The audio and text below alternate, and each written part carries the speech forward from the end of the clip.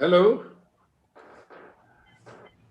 I am President of NISWAT, C. Paul Singh, and I'd like to say a few words. Of course, the formal welcome will be given by the Chairman, Mr. Pawan Ahluwalia, to everyone. But let me introduce to you NISWAT first.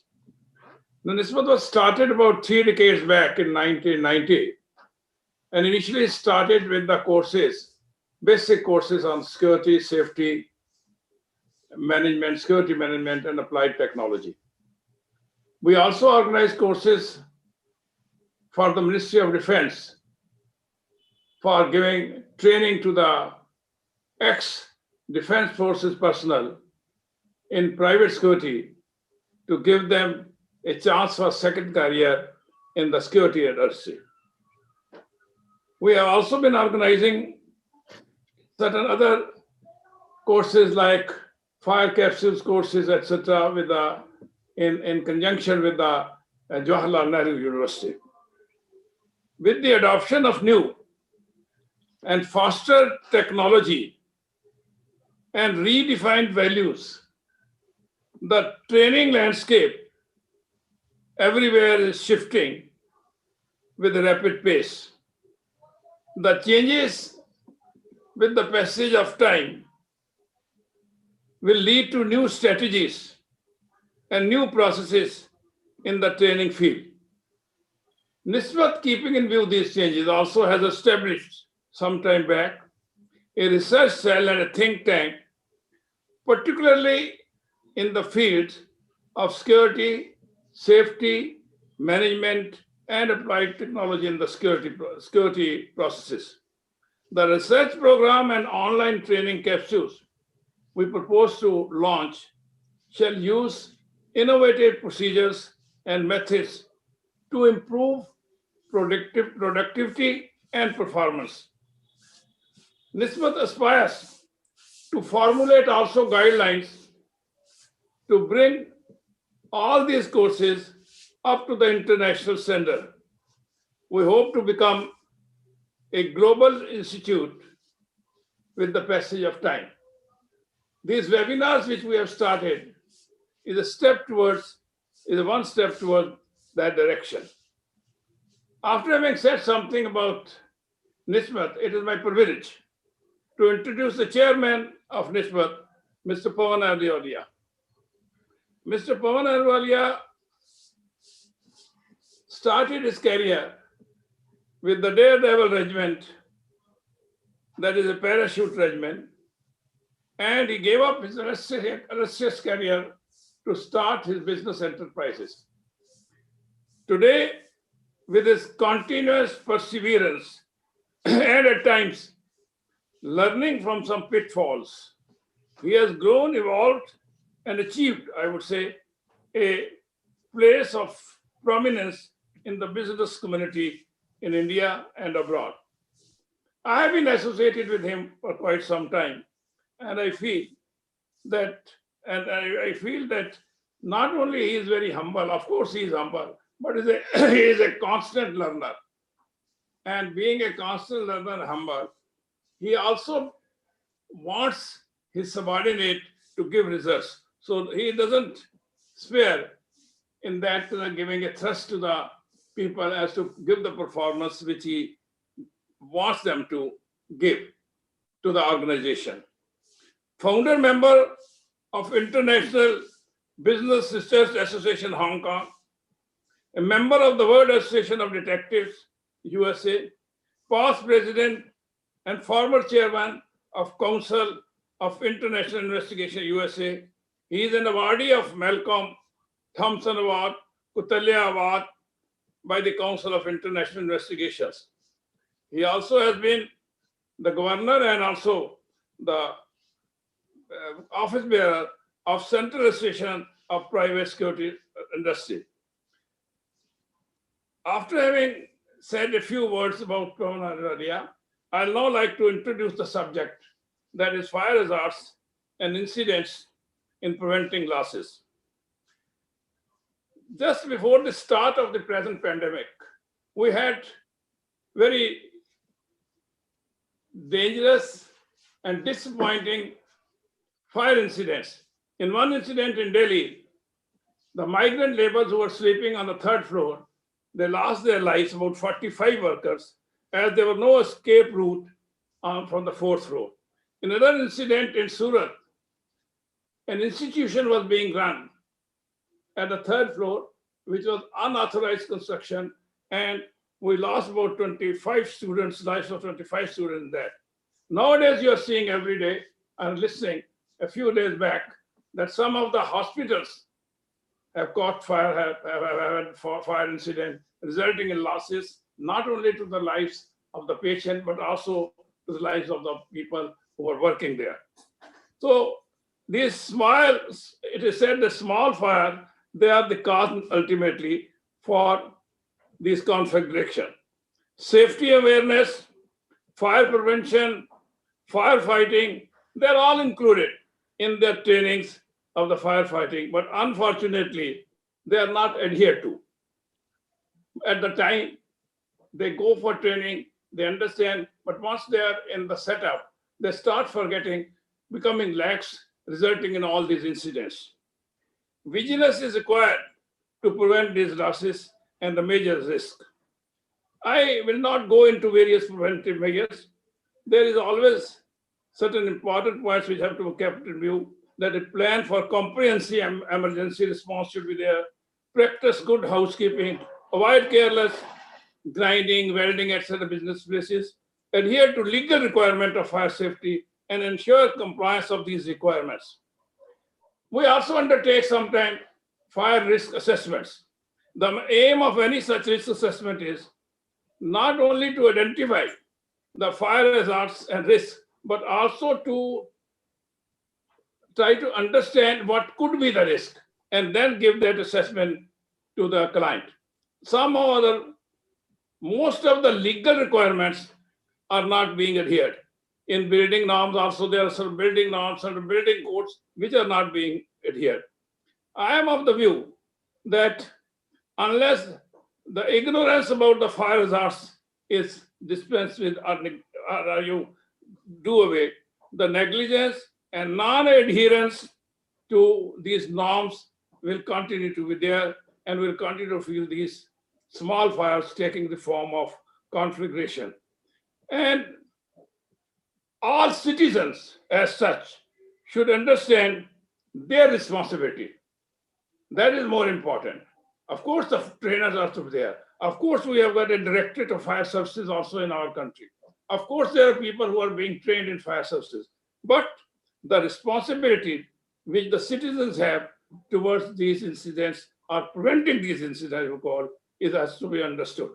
The workers, the managers in the workplaces, they have to ensure the safety of all people who are working there. They have to ensure that building bylaws are adhered to. They have to ensure the government legal requirements are complied with.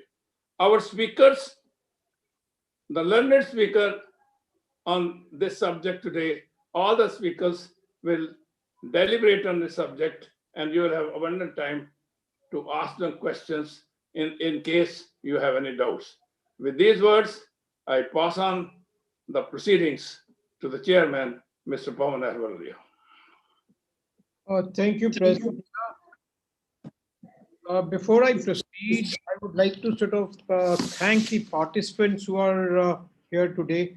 And today we have participants from India, the United States, Nigeria, Bangladesh, Canada, China, Ireland, Kenya, Malaysia, New Zealand, Singapore, Spain, UAE, Saudi, and Kuwait.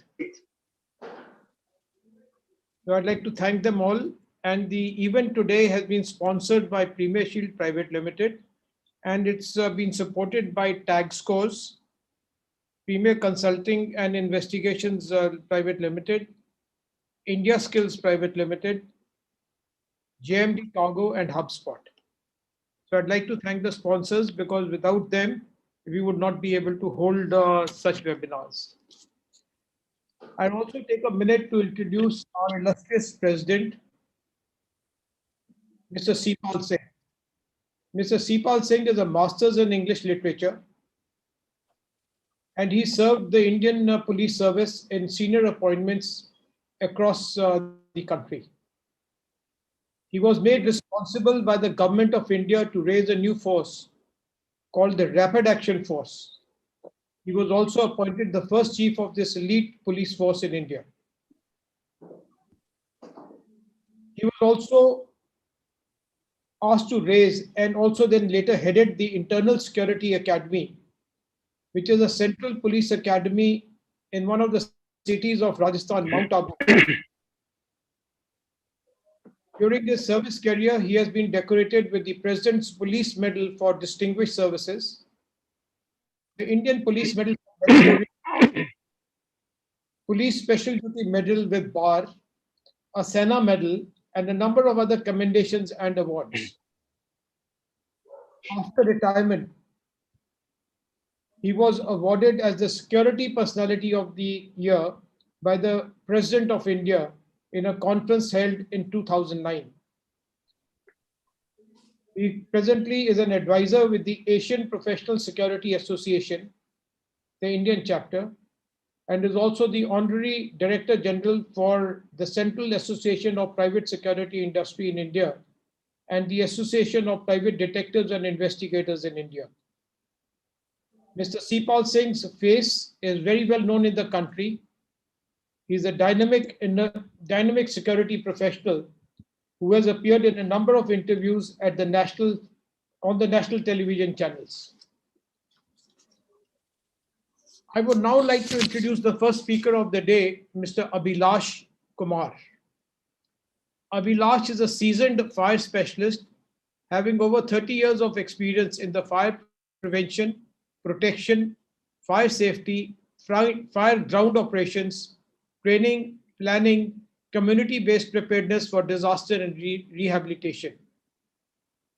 For his services, he has been recognized by the President of India in 2010 by the President's Fire Services Medal for Meritorious Services and 2018 by the President's Fire Services Medal for Distinguished Service.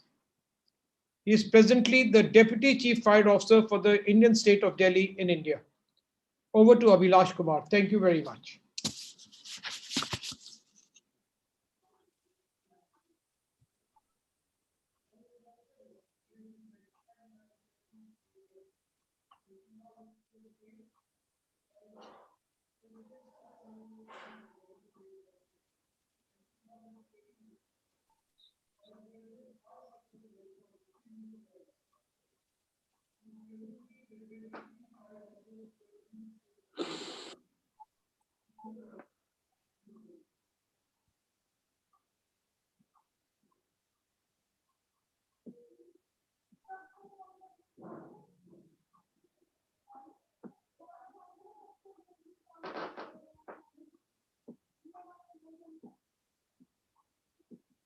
A very warm welcome to all the participants of the webinar.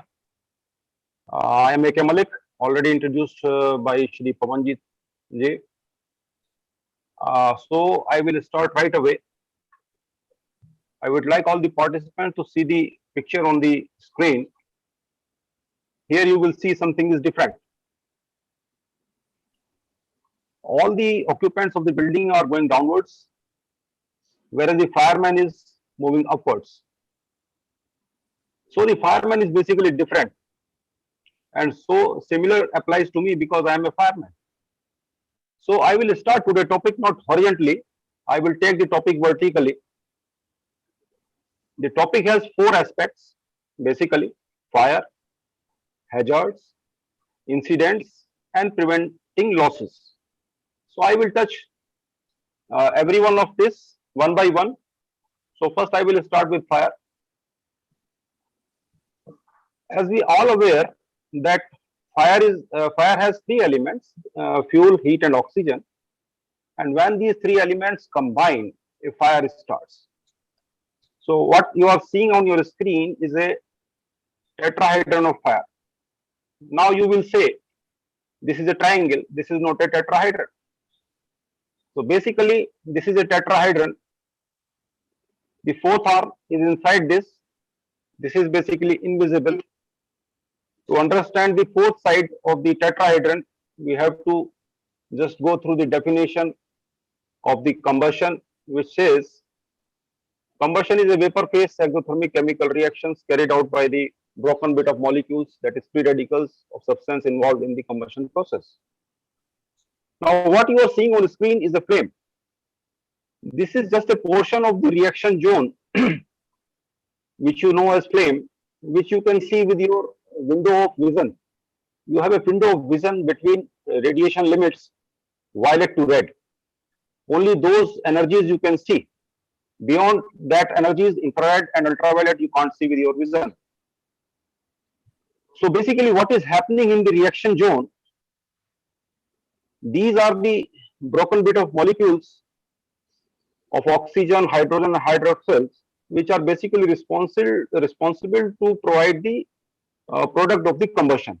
The product of the combustion is energy in shape of heat and light. We receive heat and light when a combustion took place.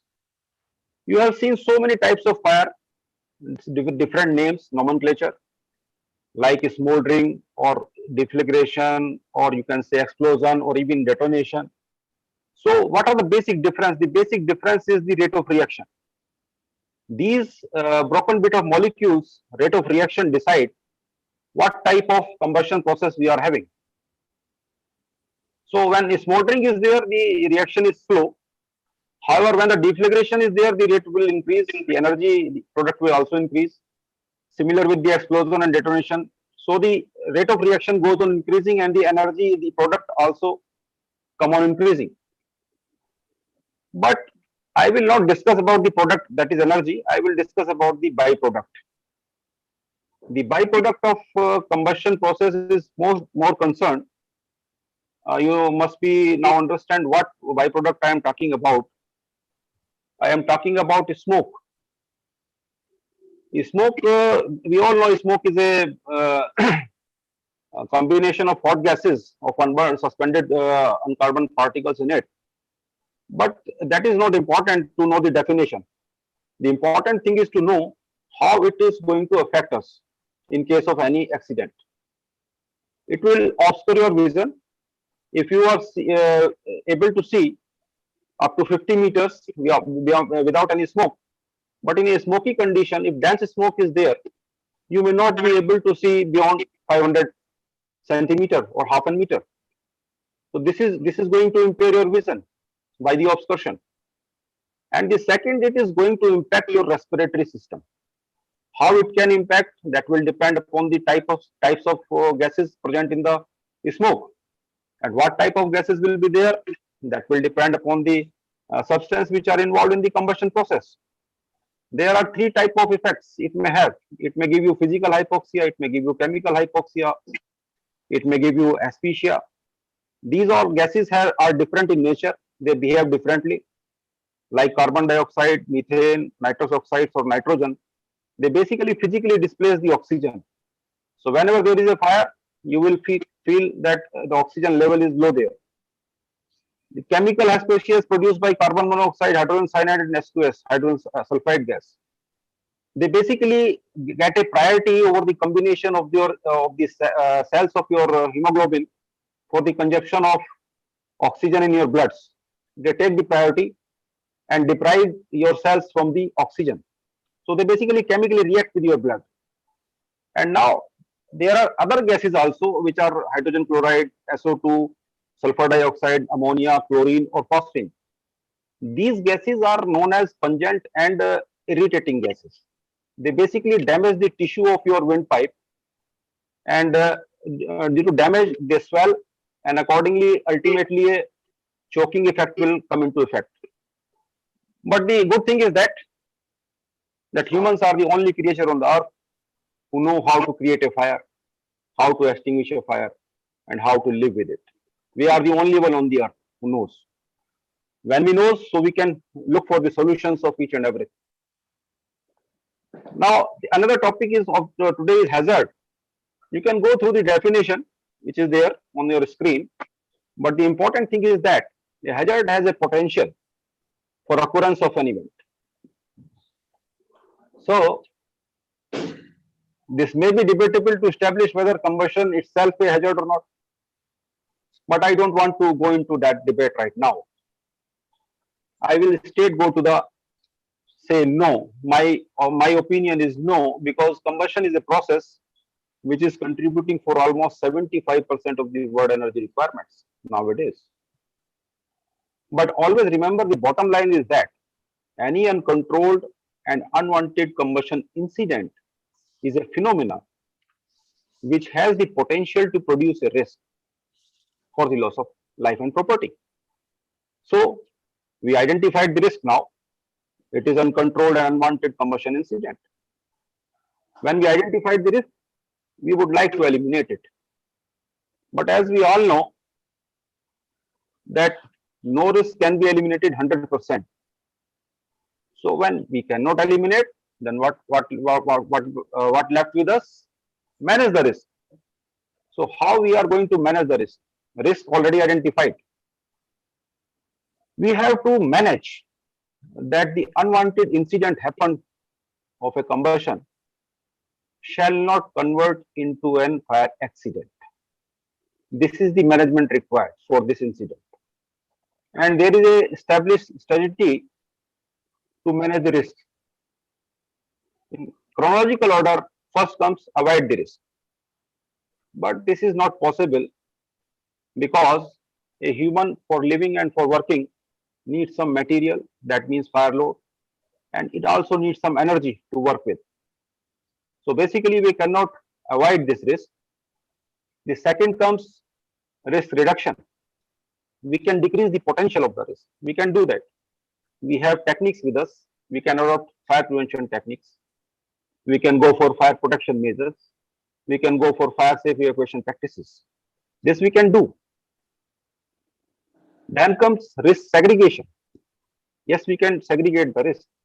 Passive fire protection measures are there, which ensure that if an incident happens at some place, it remain limited to that area only. This we can do. Then comes risk transfer. It is a practice adopted in the industries, in the occupancies, to get the insurance done.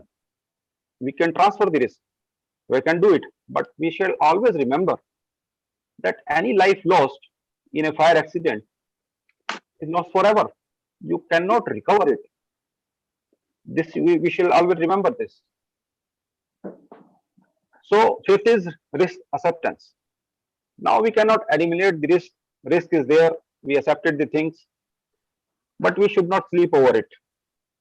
Any risk, when identified, we should take it as a challenge, and it shall prompt us to go for a integrated approach of fire and life safety management, which will ensure that incidents of uncontrolled and unwanted fire are not converted into accidents. And that is our management, to ensure that this unwanted, uncontrolled fire incident, any incident of like that, shall not convert into an accident where we lost the lives or we lost the property.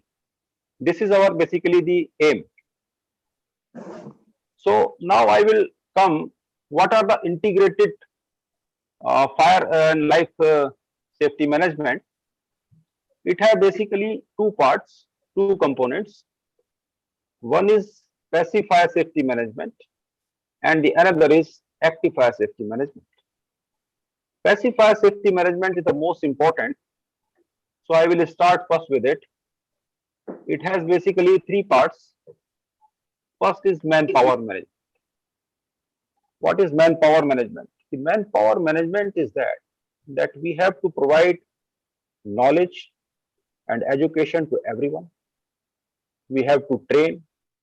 We have to conduct the drills.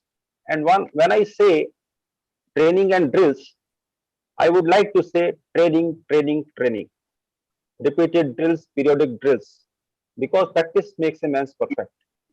So this is the most important factor of the integrated fire safety management, to look for knowledge and education, training and drills. Then comes fire prevention management. The prevention management starts from the conceptual stage when we go for the conception of any occupancy, any premise or any building. It starts from the designing stage itself. So from designing, we shall strictly comply the codal provisions which are there. We shall follow them. Then material management also starts from the initial stage itself. What product you choose for construction, that is there. Then what product you use after construction for finishing, internal finishing is there. And then storage. After when you occupy the building, you do certain storages, and there are certain procedures, certain codal provisions for different storages. You have to follow them. I can give you an example. When I was in DMRC, I was looking their policy in this regard. And you will be surprised to know when in the initial stage, the conception come into mind of the management for planning of metro rail in India. They decided that the construction material of metro station shall be 100% non-combustible. And they followed that. And you will be glad to know that all metro stations, they are 0% combustible material. So this policy is should be there for selection of materials while construction, and after that. Then ignition control. You have to find out what are your ignition sources, from where the heat may come, the ignition source may occur. You have to identify that. You have to eliminate them. If you are not able to eliminate them completely, then you should have a control over them. And then comes preventive maintenance. This is very important, because when you occupy a building, you have certain equipment, certain machineries, lot of tools are there which run. And now in some occupancies we are seeing in India, this is happening, that the system is overburdened and the systems, machinery, equipments, they are overrunning from their designing parameters. Then there should be a do's and don'ts list. This do's and don'ts list shall be there for every occupancy, what you are supposed to do to have a good fire prevention, and what you shall not do in any case to ensure a good fire prevention. Every occupancy should have this list. Then good housekeeping. Good housekeeping. Housekeeping is itself a very big topic, and basically it is the foundation of a good fire prevention management. If you had good housekeeping practices with you, then you have done a lot of work with respect to fire prevention management. Then comes fire product management. Now suppose an incident happened, then what should be the policy? How you are going to manage that? Suppose a fire incident happened, then the basic principle of fire product management is containment. Try to ensure that the fire products remain contained in the area where they originate. How we can achieve this, or what are the parameters to decide that? Compartmentation is there, fire barriers are there, fire stops are there, fire check doors are provided in the means of egress to ensure that the means of egress remain unobstructed, uncontaminated after an incident happens. Then fire dampers are there, they are deployed in the ducting to ensure that duct crossing the compartment shall stop the fire product to pass through.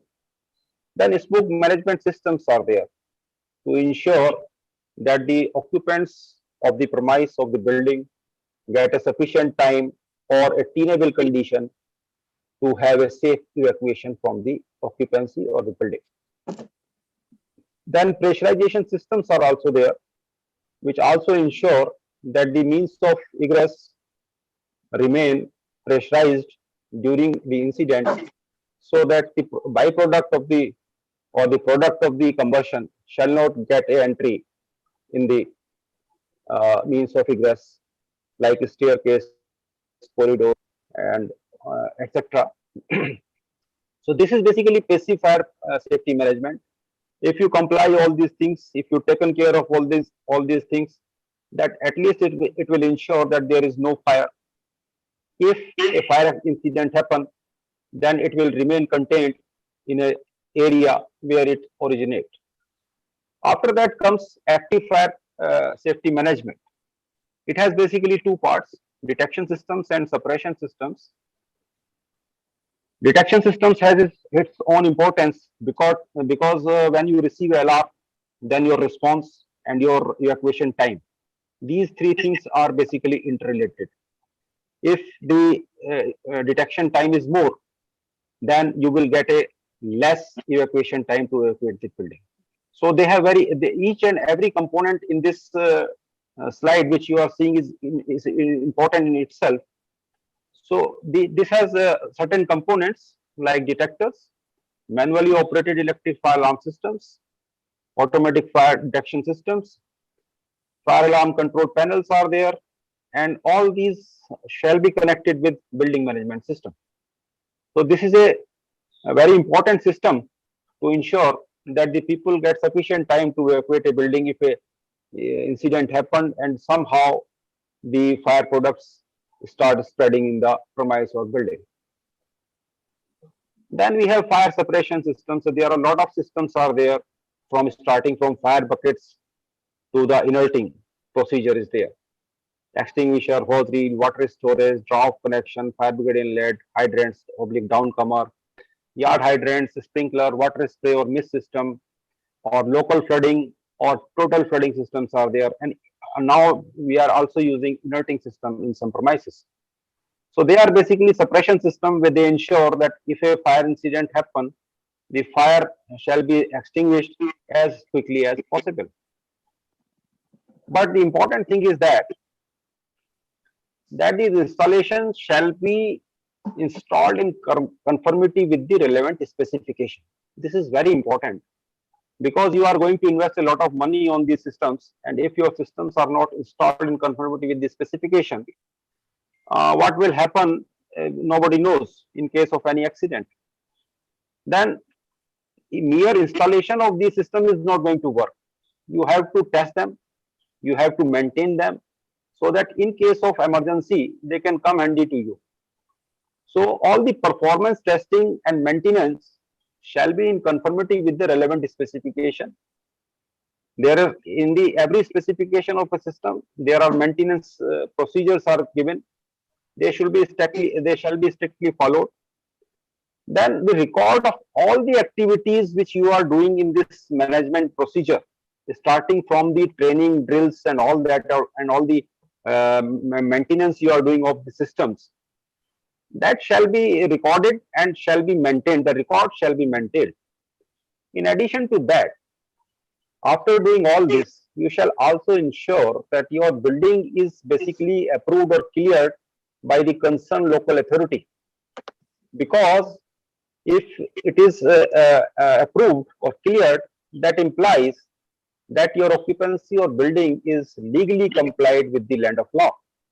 And that is very important for you, for your protection in the court of law, if any incident happens or any incident converted into an accident.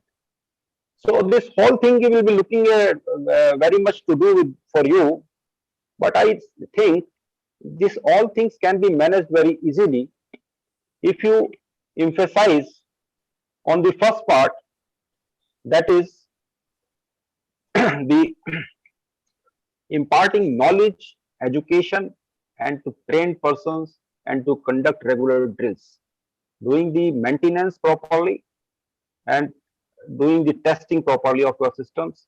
If you do those things on priority, then definitely we are going to have a safe environment under which we are there, and that this will also ensure that if any incident happened of an unwanted or uncontrolled fire, that will not result in an accident. This is all what I want to say. I gave you a general perception of all the fire safety management, starting from fire to its management, there is incident management. Thank you very much. Now I will hand over to Shri Pawanjit ji. Thank you very much, Abhilash. I think it's been a very illuminating talk. And personally, I've sort of learned a lot of things, but the simplistic way in which you presented everything. Thank you very much. Now I'll go on to the second speaker of the day. He is Eric Thompson from the United States. Eric Thompson comes from Burnsville in North Carolina. Eric is a firefighter and first responder coordinator for the Newdale Fire Department and is also an advanced emergency medical technician with the Every County Emergency Medical Services, both of which are located in North Carolina. Mr. Thompson retired from the United States Air Force with over 21 years of service and then pursued a career in emergency services. Mr. Thompson currently holds degrees in human resources and criminal justice administration. Currently, he is also pursuing a degree in pre-hospital emergency medical services. With over 14 years of experience in the fire services, Mr. Thompson continues to research issues and trends faced by firefighters and continually educate citizens and future firefighters. Over to Eric Thompson.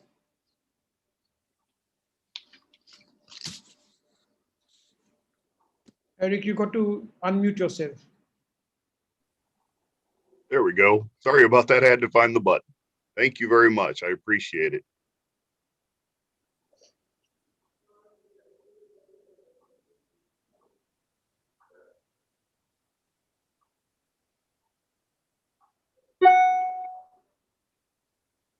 Good day, everybody. Today, I'd like to talk to you to continue from the first speaker's perspective about fire hazards and incidents and preventing losses. I'm going to continue the speak that he was giving. This time, I'm going to go a little bit more towards the management side. But first, I want to start with some numbers. In doing the research for this, I found out that globally, fire explosion, aviation incidents, faulty workmanship, and storms account for 50% of all business losses. In the United States specifically, fire and explosion accounted for the most business loss at 22%. All the other issues that were reported to insurance companies combined to make up the rest of the amount, but there was no other incident that was as high as fire and explosion was. Globally, over the past 5 years, fire and explosion loss has been quite significant as far as the revenue side.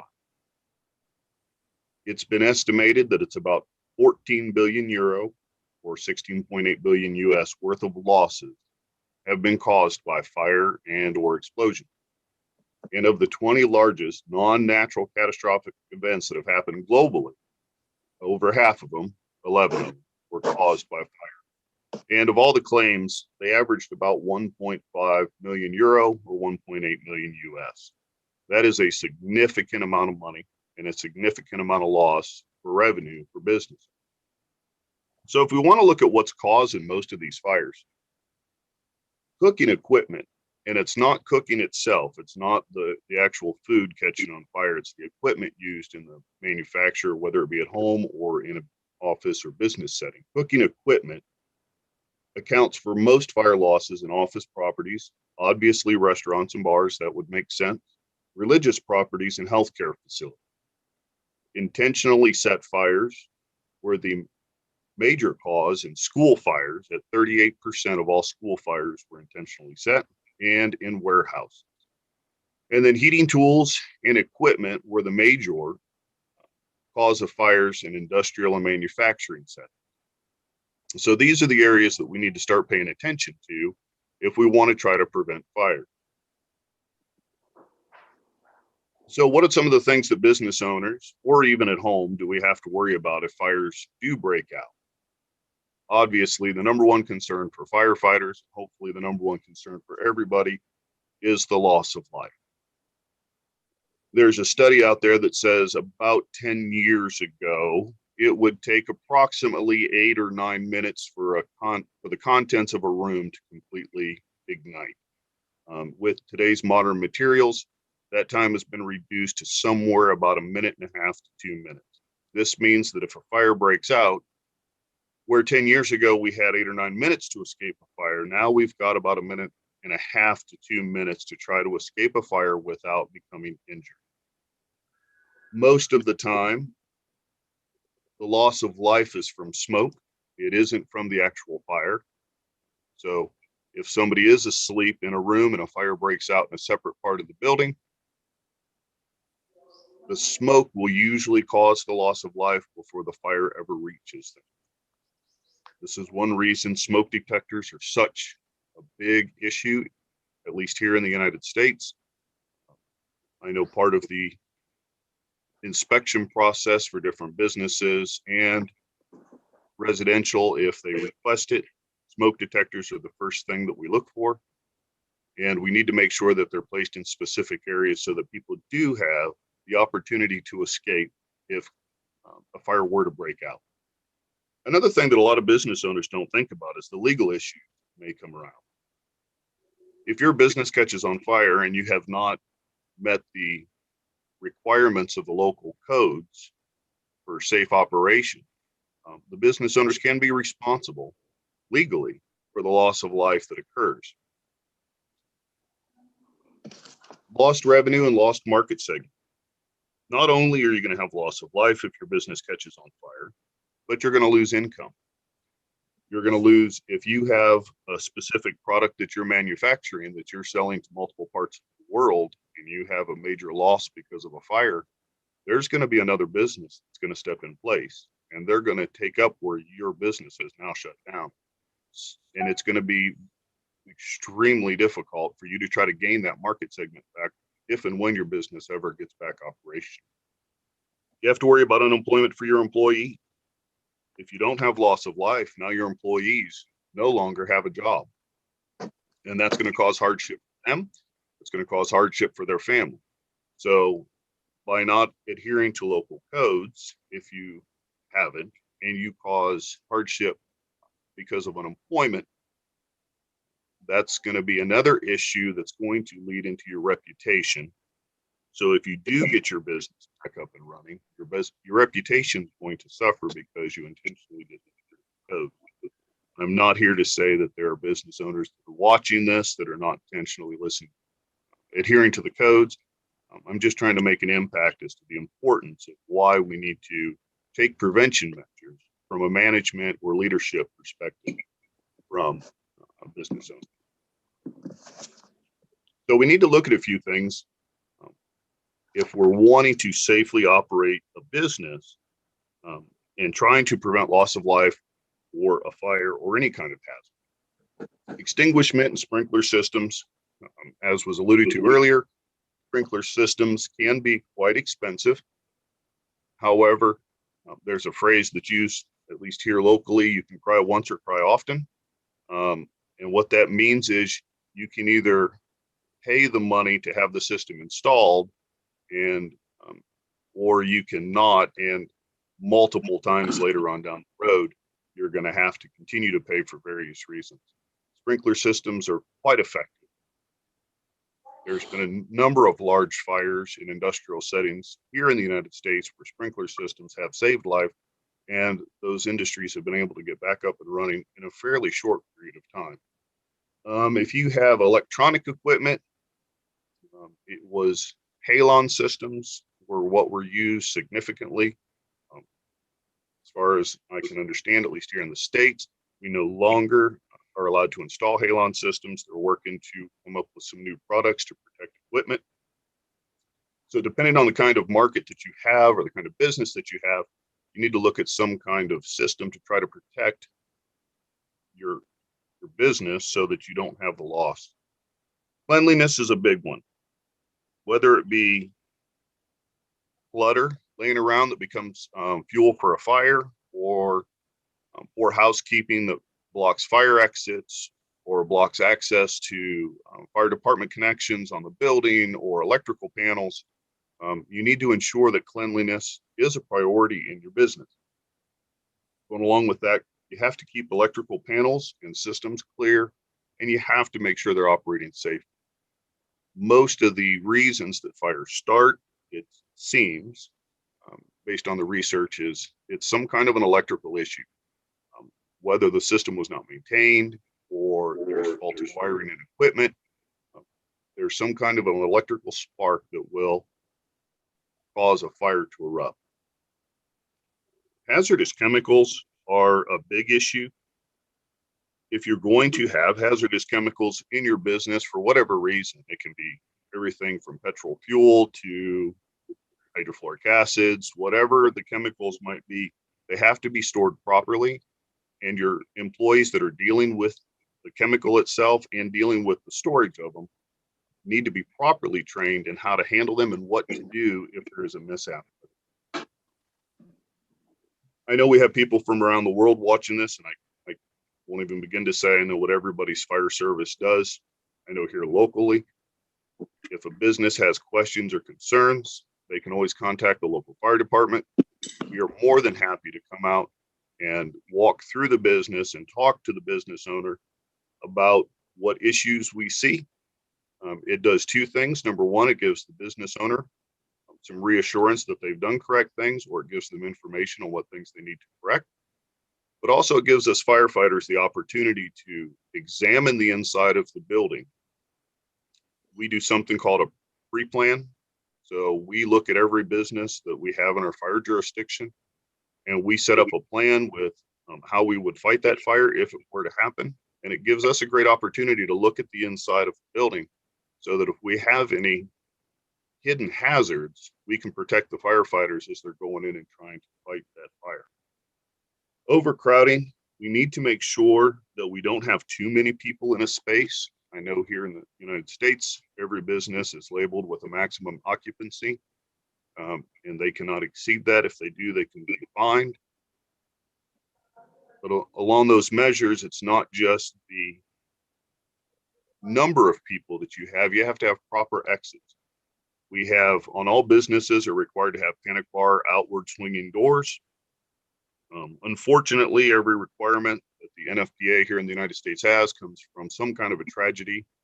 And that is one where people had an inward swinging door of a business, and there was significant loss of life because people were not able to exit the building. So outward swinging doors with panic bars were mandated on business. Fire protection plans we'll get into in a minute, as well as training and executive leadership buy-in. Fire protection plans are extremely important. Management of any business should have a fire protection plan. It's going to give all of your employees information on what to do if a fire were to break out, how to report it, how to recognize that a hazard exists, and how to control it.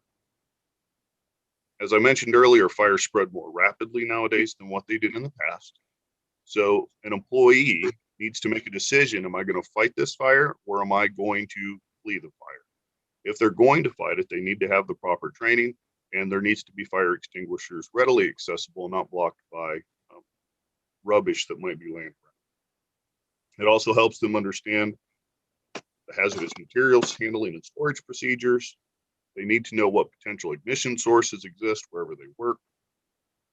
It's going to identify the people that are responsible for maintaining the systems. So whether you have an outside company that comes in and monitors and repairs your alarms and or your sprinkler systems, or if you have somebody that works for you that receives the proper training in order to maintain those systems, it will identify who that person is and give them a schedule for when they need to test and maintain their system. Good housekeeping is always going to be part of your plan because it's vitally important, and it's going to provide training for your employees. Your employees do need to be trained. They need to be trained in the fire protection plan because that will provide them the base for everything they're going to do from that point forward. If you wish your employment, good. They need to be trained on their use. At least once a year, they need to have a refresher class on how to use a fire extinguisher, and they also need to be trained on how to recognize if it's a fire that they can fight or if it's too big and they need to try to escape the building.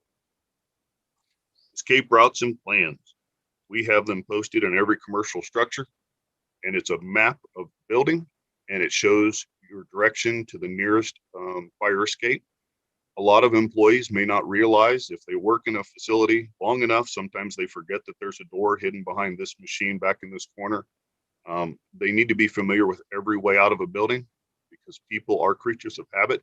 And if they come to work and leave work by the same door every day, in the event of an emergency, they're going to default to that exit, even if it's not accessible, and they're going to forget that there may be other exits to get out of a building.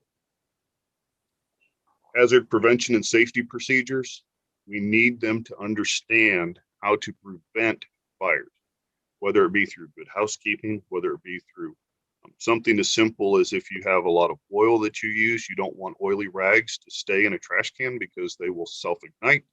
Those are the little things that we train our employees on so that they know I can't do that because that prevents a fire hazard. But without training, they may not know.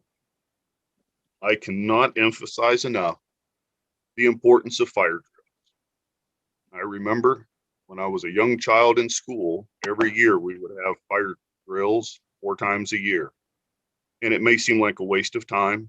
And depending on the size of your business, your fire drill may take 5 minutes or it may take an hour. But it builds muscle memory in the people that are participating in the fire drill so that they can react appropriately in a high stress situation. Part of your fire drill needs to include accountability. Who is going to make sure everybody is out of the fire or out of the structure? We have to make sure there's nobody left inside. That is vitally important information for the firefighters that are responding. If the fire is to a certain level, the fire department needs to make a decision on whether or not they're going to go inside the fire and try to extinguish it internally, or if they're going to remain outside and take a defensive posture on the fire. Part of that information or part of that decision is made on whether or not there's somebody inside the structure. If there is somebody inside the structure and there's a possibility that they are still alive, firefighters will risk a lot to try to go in and rescue that person. But we don't want to put firefighters in an unnecessarily dangerous situation by entering a building that they shouldn't if there's nobody inside. So we need to have accountability in our fire drill. If you are going to conduct a fire drill, it is important that you let your local fire service know. If you're going to do a random fire drill and you don't let them know, it is quite possible that you will get a bunch of fire trucks showing up at your place of business. And the firefighters might not be overly happy that you forgot to notify them because they may need to be somewhere else. So please, I don't know of a firefighter in the world that minds if you call them and say, we're going to conduct a fire drill on this day at this time. So just be aware that if you receive an alarm, it is us conducting our fire. Because fire services are extremely busy, especially here in the States. It's summertime, and for some reason our fires tend to spike this time of year. And there's multiple places we need to be at the same time. So please just notify your local fire service if you're going to run a fire. And risk management. As was mentioned earlier, we cannot get rid of all risk.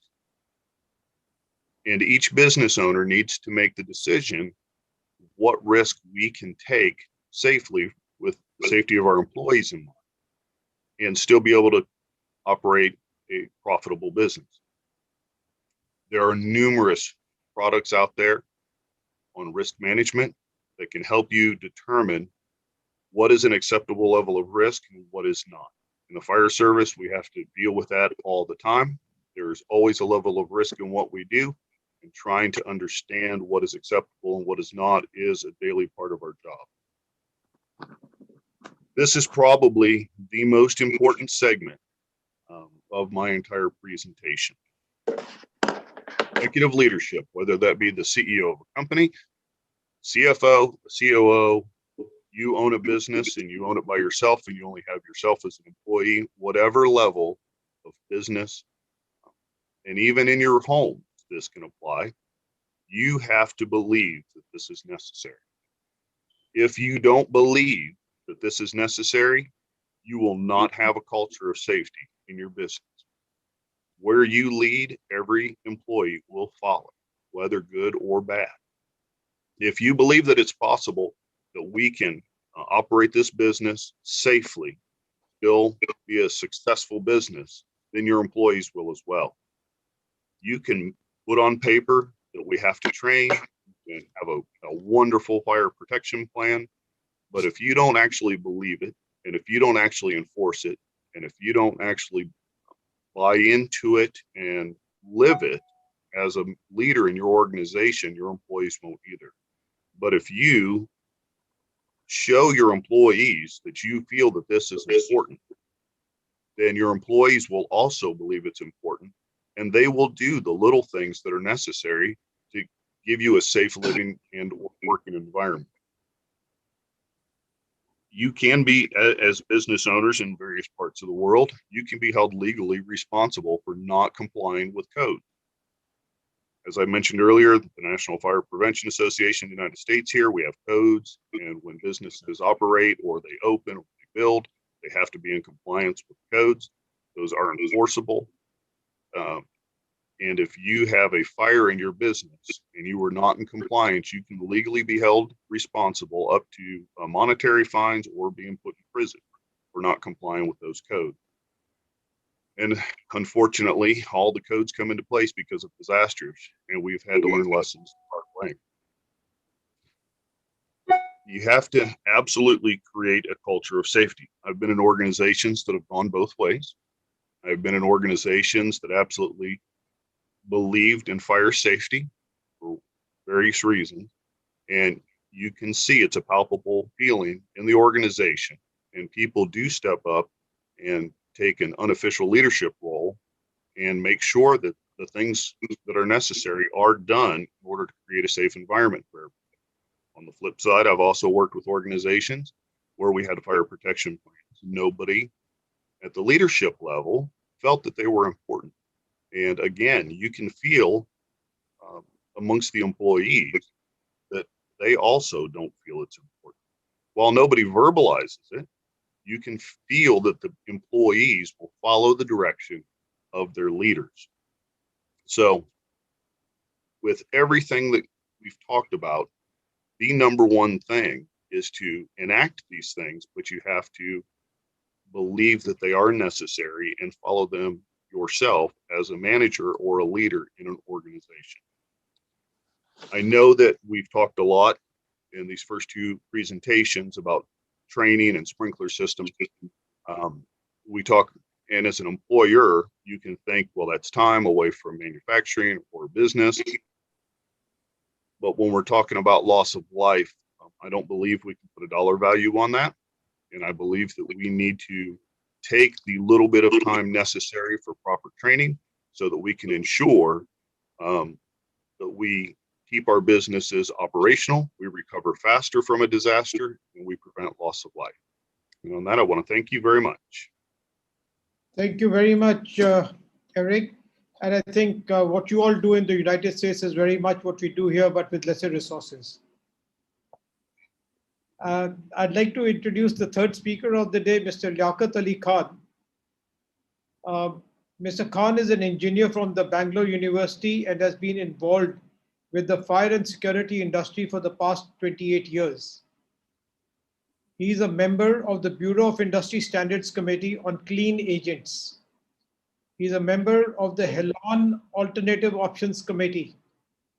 He set up the first UL-listed filling station for clean agents in India.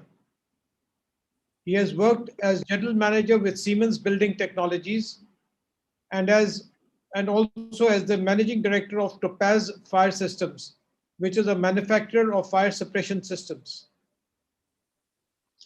He's been the founder member of the Fire and Security Association of India, as well as being its president and secretary. Now I'd like to request Mr. Yakut Ali Khan to make his presentation.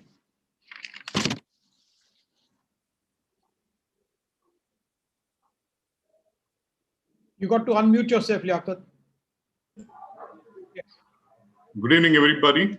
And I thank you, President Sab, Sipal Singh, and the Chairman Pavanjit Ahluwalia Sab, for giving the opportunity to present the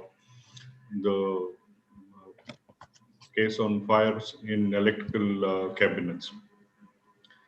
It's been a pleasure to be with all the dignitaries here, and I would like to share my screen and take this forward.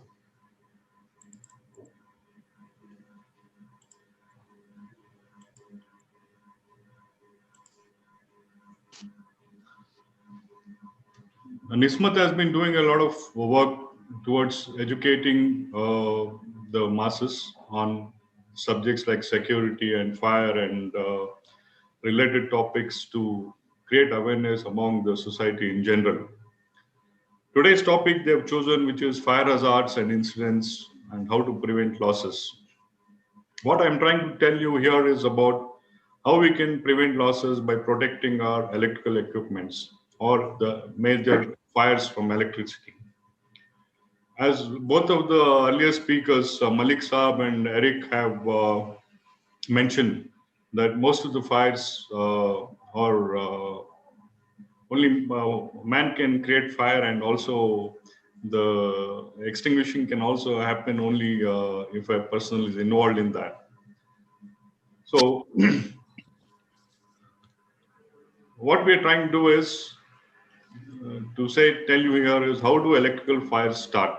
What are the causes and how to prevent them and how to safeguard your premises? As you may be aware, global power consumption accelerated in 2018 by 3.5%. Okay, each year for the demand of the electricity increases, and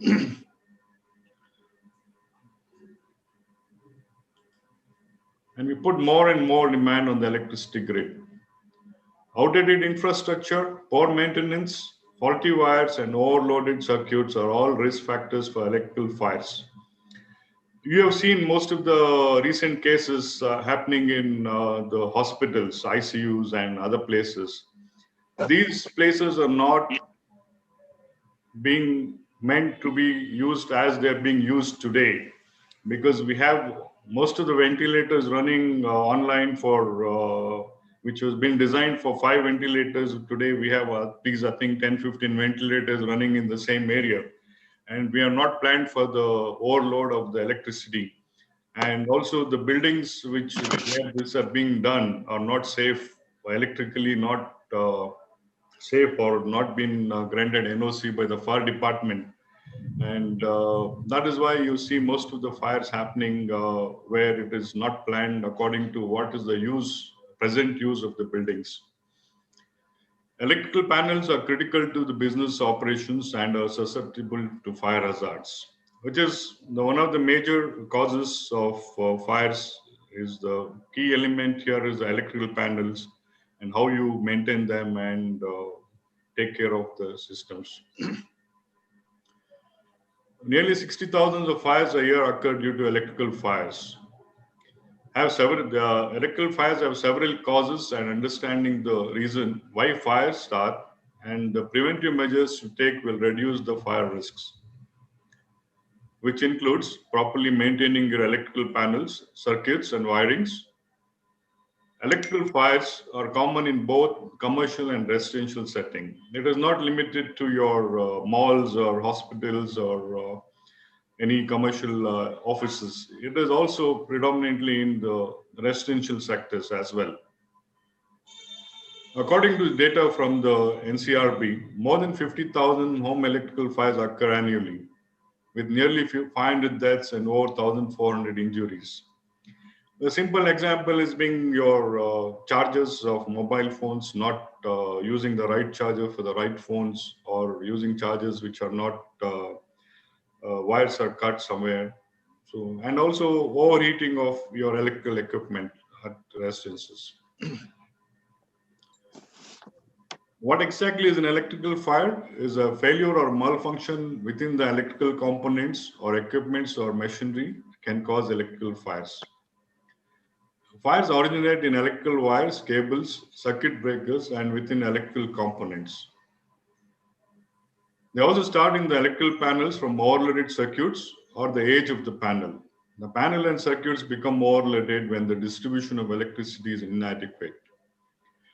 I'm sure most of you would have seen the conditions of the electrical rooms or electrical panel rooms in our scenario, whether it is a hospital or an industry or any other sector, you find the electrical panel room to be mostly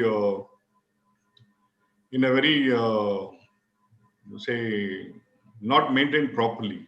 The housekeeping and other things are not done properly well because not many people visit that often to take care of the system. Occasionally, lighting equipment acts as a source of heat that is too close to easily combustible materials. That is the lighting, if you're using halogen bulbs and other places and other lighting equipment, which will, because of the heat, it may create a fire. In 2018, our global consumption of energy was 62 billion kilowatt per hour per day. Today, we rely heavily on electricity to power our businesses, homes, and for a growing number of our cars. This is a recent addition where you have most of the vehicles becoming electrical. You have the scooters, you have the cars, and many other gadgets which are being driven by the batteries, and you need charging for them. It is another fact that the lithium-ion batteries also create a lot of fires these days. And it is not only fires, these are all explosions which happen in battery rooms and also in some vehicles. We can't assume our electrical systems are functioning properly because they work on a day-to-day basis with no issues. But there will be a day when this will spark somewhere and the whole thing is gone. Understanding common causes of electrical fires and following preventive measures to maintain your electrical systems will mitigate your chances of a fire.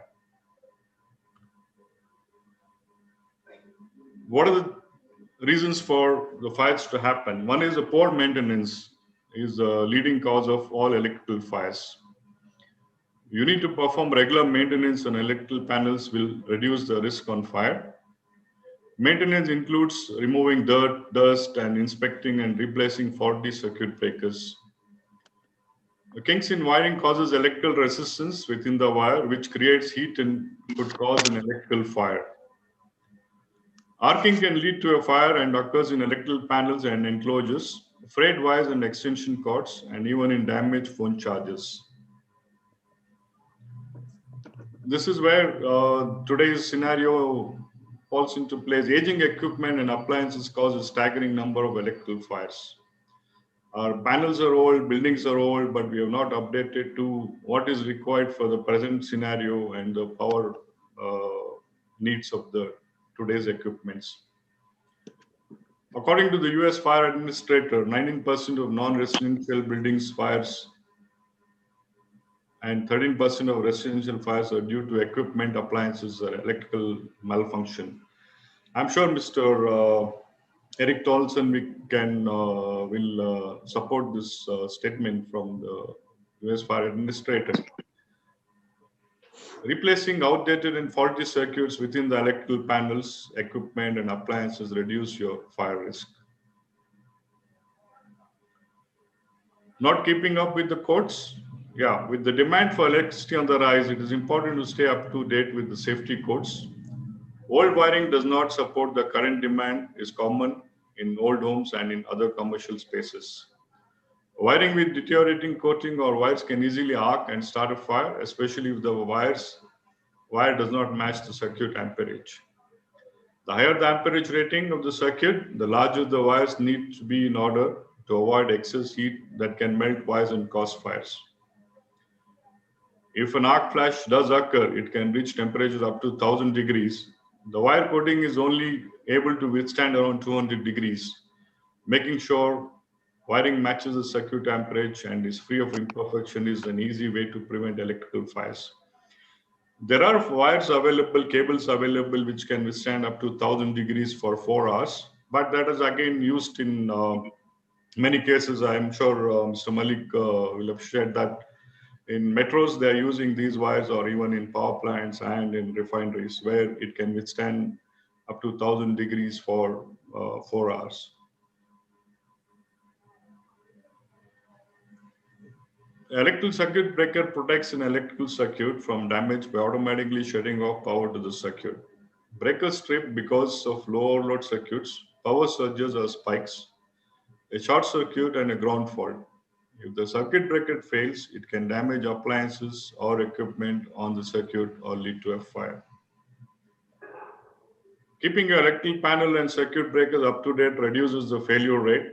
Some of the warning signs that you need to replace circuit is a burning smell in the electrical panel, the breakers strip frequently or will not stay reset, physical damage and old age. So how do we manage? How do we put out electrical panel fire? Because that is where most of the fires start, and you do short circuits and most of the forensics, if you see what happened to a building, why the fire caused, I've seen 70% of the result is saying that it is a short circuit. So how do we prevent this? There are several classes of fires, and electrical fires fall under the Class C category.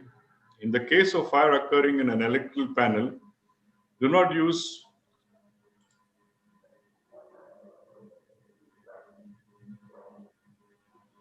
putting out with water. Water conducts electricity, and dumping water on or near a power source can give you a severe electrical shock. It might even make the fire worse.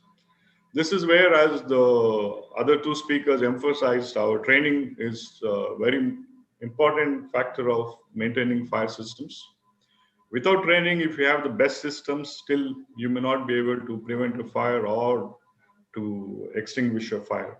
If you don't know how to extinguish a fire, then it is no use of having the best system put into your premises to operate. So as the earlier president of FSA, have been taken a task of training the school children from standard 4th to 10th on, we have covered more than 4 lakh children in training them and how to use an extinguisher, how to evacuate. That is one of the main responsibility of our association, Fire and Security Association of India, to train and create awareness among the school children and how to use extinguishers and evacuate in case of emergency. Two options to put out an electrical panel fire is handheld extinguishers or an automatic fire suppression system. If using a fire extinguisher, make sure it has a rating to extinguish Class C fires. So there are different extinguishers available which can extinguish Class A fires, Class B and C, and also chemical fires. So it is again the right extinguisher to be used to extinguish the right type of fire. The drawback of using a fire extinguisher, the person must be present when the first fire starts. What happens if it happens in the night? You won't know until the thing comes down due to fire.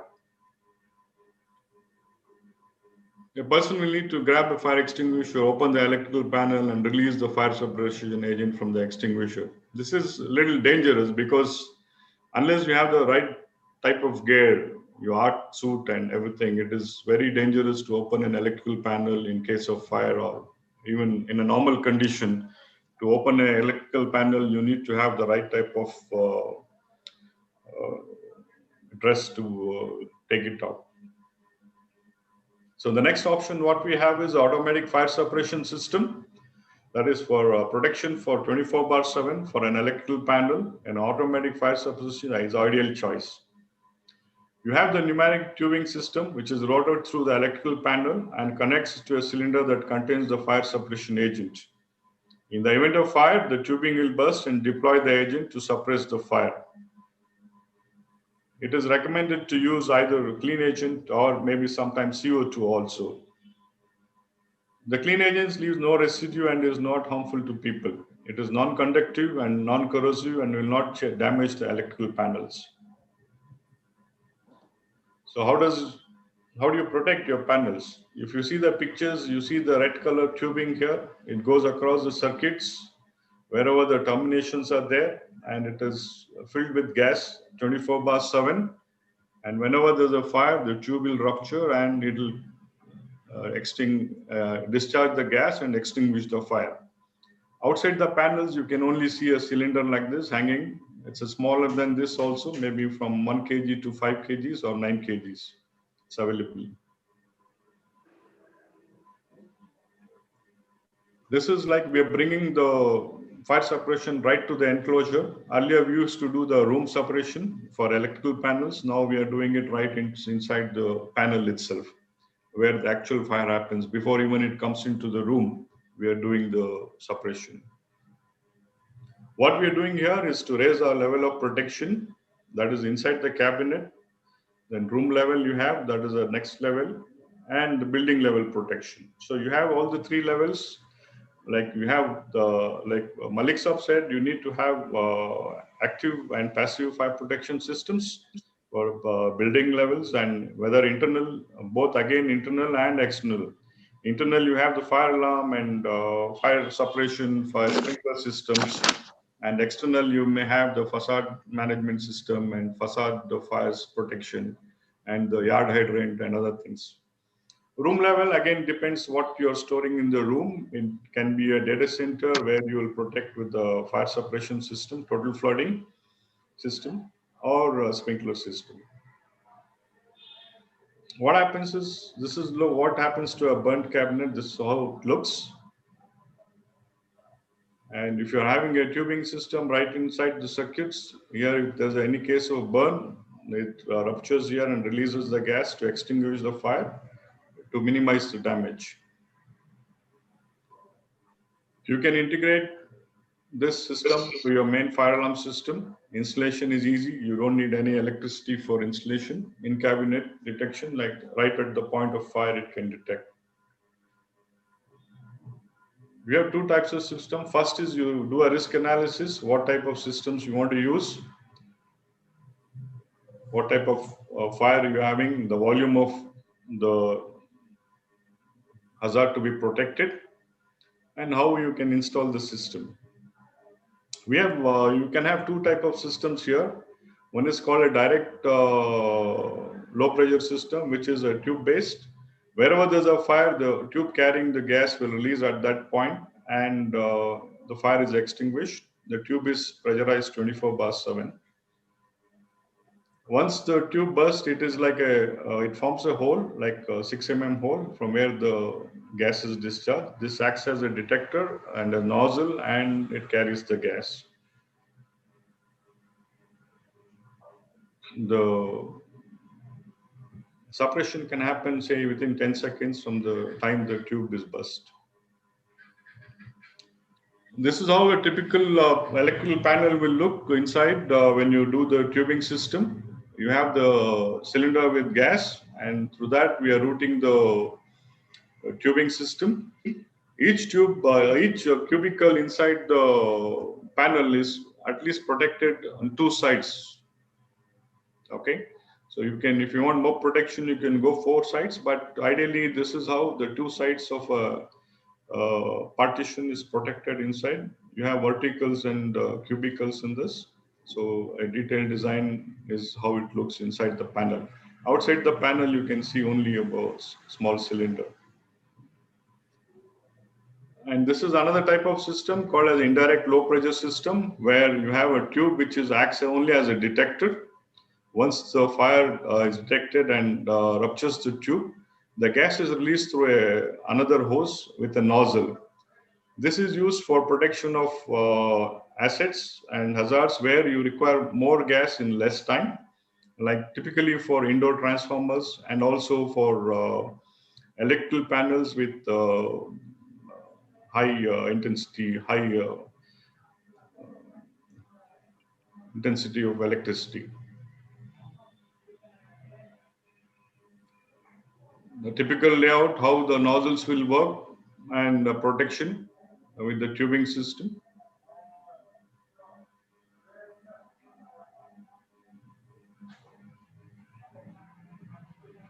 There's small animation here.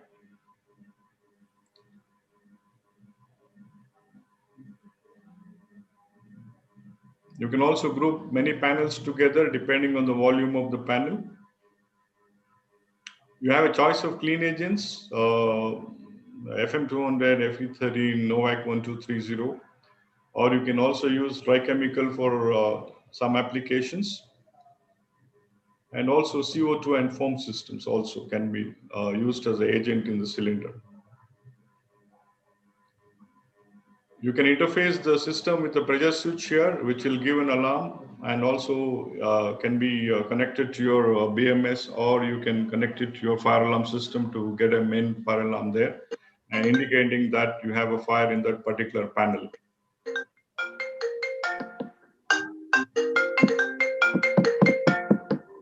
You can protect, this is how the routing can be done inside the panel. You can see the tubes running around so that each and every termination is protected for fire. Okay.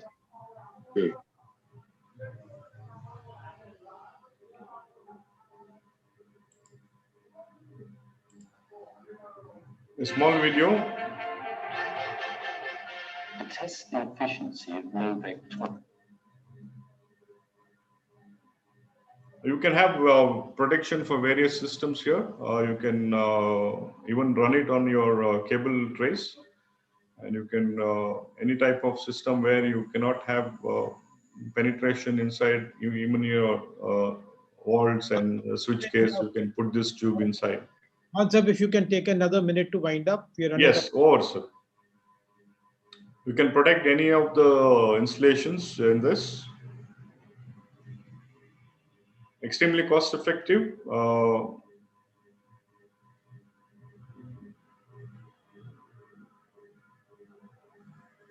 If you have a proper system, the fire will not be like this. It will be suppressed before it gets out of the system. Thank you very much, sir. Thank you for your time. And I end my presentation here. Thanks a lot. Thank you so much, Mr. Khan. I think you really educated us on the electrical side of the fire. But I have a question for us to start with. I have a question that's coming up for Abhilash Kumar, which says that you've served so long with the Delhi Fire Services and various organizations. Which is the most challenging situation that you faced in fighting fire in your life? Oh, challenging situation. There are a lot of challenging situations. There are a lot of fires I have attended, mostly about 30 or 40,000 calls I might have attended till date. But any fire, because we have to perform certain tasks, we have to, in certain situations, we have to do firefighting as well as we have to do the rescue. And even in some cases, we have to do the rescue operations, the search operations also along with. So there are a lot of fires, but I can tell you one fire. It was in institutional area of Sabdarjung. Fire was on second floor. When we reached there, I was first responder at that time. I responded with 2 units. When I reached there, it is informed that some persons are trapped on the second floor. Fire was at ground floor and first floor. Some persons are trapped at second floor. And some persons, they told, they might be trapped on the first floor itself. So it was a challenging because persons are trapped, we have to rescue them. So we deployed 3 teams. By virtue of one team, by using the ladders, we merely saved approximately 20 persons from the second floor. And one team which was doing the firefighting, that gained the entry through extinguishing the fire from ground floor, clearing the area for the search team to go to the second floor. We searched the second floor. When we reached there, not so much fire was there, but smoke was there. Too much smoke was there. But we are having our protective equipments with us. We searched that area, and it is good for us. The God was with us. We are not able to find any casualty there, or they all have escaped. But such situations are very difficult when you respond to a scene, because the additional help will take time to come, and you have to take all the actions simultaneously. There are a lot of actions are there, but this is one of that where we performed 3 operations simultaneously and successfully and saved the lives of the people. Thank you very much. Eric, the same question is for you. Which is the most challenging situation you faced in your lifetime? when fighting fire? I would have to say that I agree that rescue operations, anytime you go into a structure, are probably the most difficult. Fighting fire in its simplest form is basically just putting water on fire. It's all the other hazards that we have to deal with that make it extremely difficult. The hidden hazards inside of buildings, whether it be residential or commercial, you don't always know exactly what you're going to walk into. Something as simple as if you have fire running through a floor joist and you don't know about it and you step on it, next thing you know that you're falling through the floor into a basement. There's a lot of hidden hazards, so it always makes, if you do any kind of rescue operation, that makes it incredibly stressful because you're trying to manage things that you can't see. Obviously, with the smoke, you can't see inside of a fire anyways. Everything's primarily done by feel. Trying to keep track of you, your partners, trying to figure out where the trapped individual is, and trying to figure out how you're going to get out of the fire safely, because there's times, because fire kind of does what it wants to do. So you can make your way into where an individual is, and then you can't get back out the same way that you came in. So now you have to try to figure out how you're going to get everybody safely out of the building. I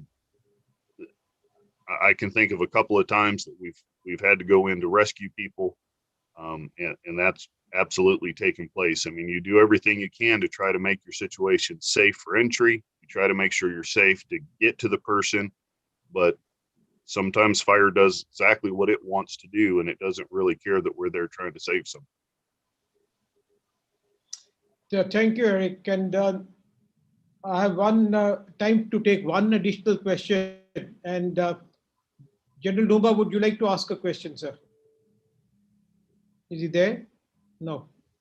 Sanjay, you are heading, you are the financial controller of a very big institute. Do you have any fire budgets in your in your establishment?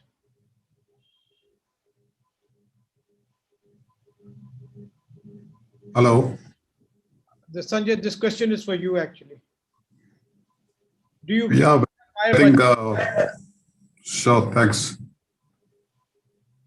In fact, it is not just fire safety. We have budgets for safety as a whole, and fire occupies a very lion's share in the safety aspect of any industrial organization.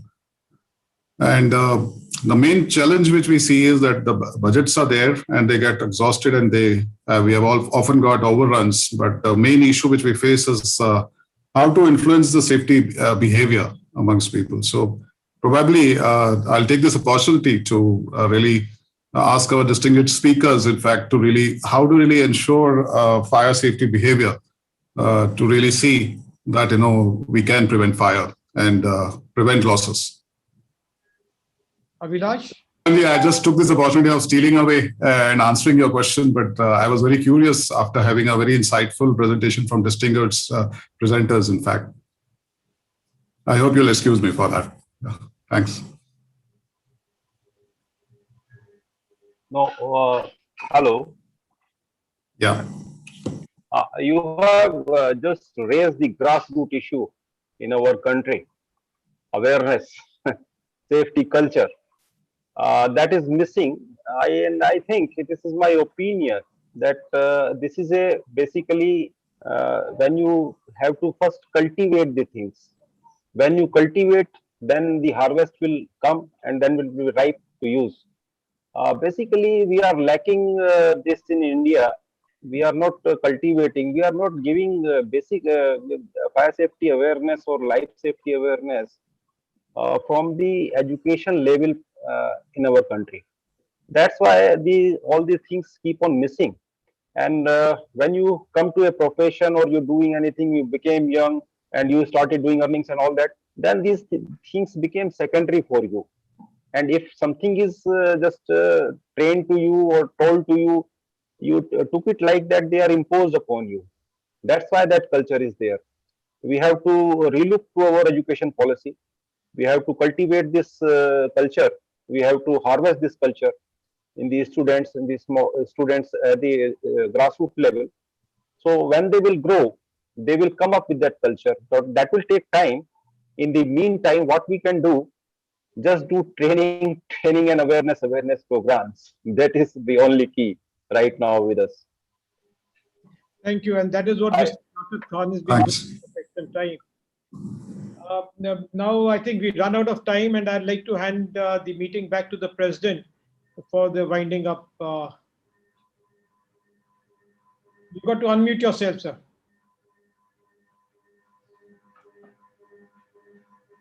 Hey, Sipal sir, you got to unmute yourself.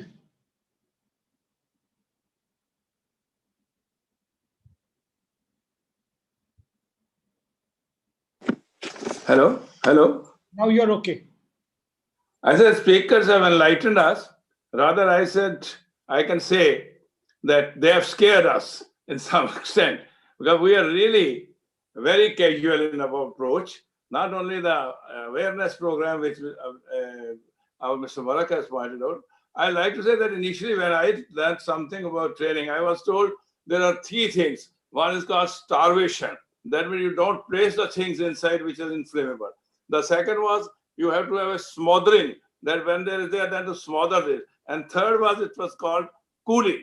These are the three things, and then you get along. From my experience, I feel in wildfire incident, the firefighting team reached, but unfortunate part was they did not locate the hydrants close by from where the hoses could be taken away. So the place where they're reaching, at times they are not aware. Now, of course, various graphs have been drawn and they're keeping this in view. But that time, the evacuation process was splendid. But initial process of smothering the fire was difficult because they didn't know the location from where the hydrant was located and where they could take it. I am very pleased to know from Ek that Ak has very clearly said that not only there are losses, he has very nicely pointed out that there is a multiplicity. And in the multiplicity, he says there's not only a loss of revenue, there's a loss of reputation. And then there's a legal process and all. So you're not incurring loss of human life. Loss is there which cannot be made up. But even for losses, he has added that there are losses, plus there is much more than that, because there's a reputation is involved, legal complications involved, lot of things are involved. Very finely he has pointed out. And I'm very grateful to Yakut Ali ji, how he has brought out electrical panel. And I'm getting scared. Outside my house, there's a big panel, electrical panel, which probably caters to about 30 houses or 25 houses. And I didn't find anything like a fire extinguisher attached to it, as he has pointed out. I bring it to the notice of the authorities there. What I am trying to say, there's quite, and he has said, what a staggering loss. And National Crime Bureau record has brought it out that this is the losses due to electrical failures, electrical overheating and all. So all these are very, very illuminating. We have learned a lot, and I'm sure we'll get many questions on this in times to come, and we'll have to, we ultimately have to, or will request these speakers to illuminate us further or give replies to the people as our think tank. Thank you very much, all the people present here, all the delegates on the ring side, and the learned speaker. Thank you very much, Mr. Chairman. Now, I'd like to tell you that our next webinar is on another very important subject, and that should be by and large, all of you who are here should note it down in the diary, because this is a very, very important subject for all of us, that how we can create a sense of, relationship, partnership, and how partnership and friendship can multiply your business, how it can multiply your wealth. This webinar is due on 7th of May, same time, 6 p.m. Indian Standard Time. And I am sure this will be quite a scintillating webinar. If you attend it, you have partnership and friendship to multiply business as well. With these words, I thank everyone again, and kindly make a note in your diary to attend this webinar. Thank you very much, everyone. Thank you indeed. I'd like to thank Eric, Yakut Ali Khan, and Abhilash. Thank you for being the speakers for the day. You did a wonderful job.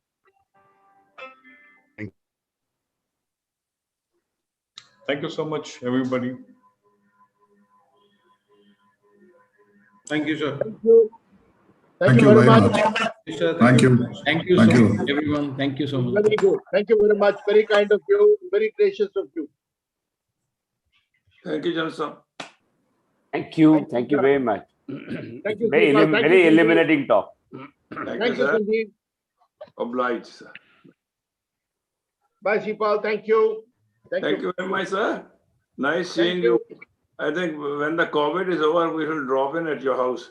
I should Yes, fly yes, to yes. immediately. Yes. It's very Thank you. important. Thank you very much. Thank you. Thank you, Pavanji. Thank you, Palji. Thank you, sir. Thank you, sir. Sure.